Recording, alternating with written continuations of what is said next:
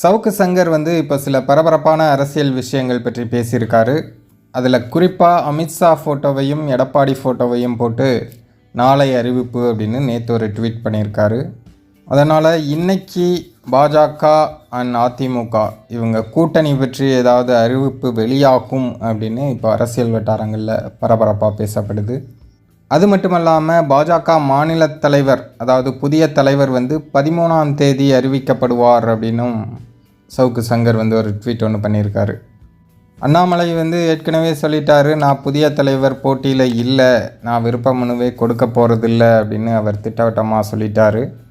So பாஜக மாநில தலைவர், புதிய தலைவர் யார் அப்படிங்கிறது தான் இப்போது அரசியல் வட்டாரங்களில் ஒரு மிகப்பெரிய கேள்விக்குறியாக இருக்குது. இதற்கிடையில் அண்ணாமலை அவர்களுடைய ஆதரவாளர்களும் நிறைய பேர் அண்ணாமலையை தூக்கிட்டாங்கன்னா பிஜேபி தமிழ்நாட்டில் வளர்கிறதுக்கு வாய்ப்பே இல்லை அப்படின்னு சொல்லிகிட்ருக்காங்க.